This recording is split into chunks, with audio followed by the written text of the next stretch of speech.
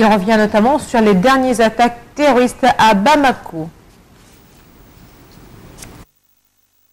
Pour le dernier jour de la réunion des ministres de la Défense de la communauté Sensad, j'ai le plaisir d'avoir à mes côtés le ministre de la Défense du Mali. Bonjour. Bonjour. Alors tout d'abord, on peut faire le point. Aujourd'hui, nous assistons à la cérémonie de clôture.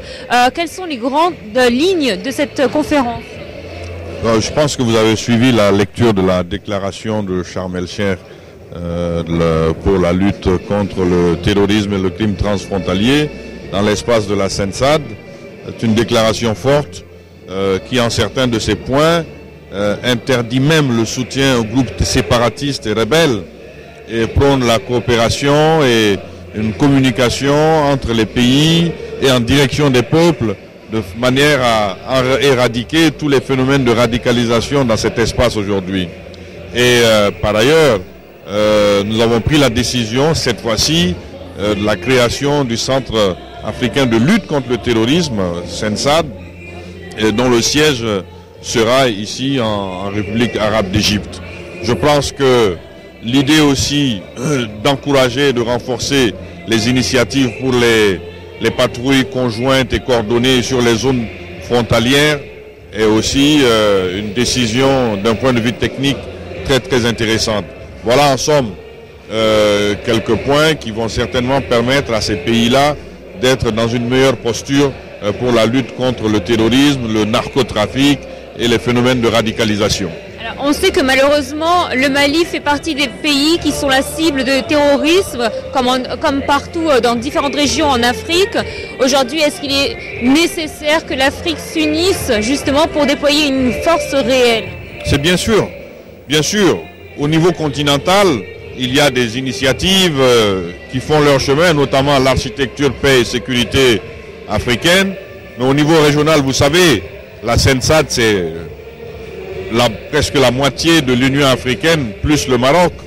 Et voilà donc la même idée qui fait son chemin dans cet espace-là. Et au niveau des espaces sous-régionaux tels que la CEDEAO, il y a des initiatives pour une conjonction des efforts et la mutualisation des moyens.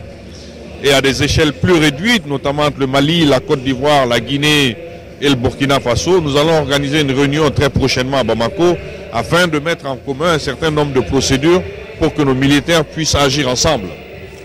Est-ce qu'aussi, monsieur le ministre, ça sera ma dernière question, est-ce qu'on doit aussi travailler aux racines même de ce problème, c'est-à-dire qu'on a entendu le ministre égyptien parler du changement du discours religieux, mais aussi le fait de travailler avec la jeunesse africaine. Bien sûr, c'est ce que j'appelais l'éradication des phénomènes de radicalisation et un travail sur le plan économique, sur le plan culturel, les programmes scolaires et aussi évidemment une prise en main sérieuse de nos médersa et de toutes les institutions scolaires à caractère confessionnel pour que ces jeunes-là aient une autre perspective que la violence et la radicalité. Cela passe par la création d'emplois, le développement économique. Monsieur le ministre, merci. On espère que votre pays sera vide de terrorisme comme on l'espère pour tout le continent. Merci à vous. Des milliers de militaires irlandais ont défilé aujourd'hui à Dublin pour marquer le centenaire de la sanglante insurrection de Pâques en 1916, une rébellion armée contre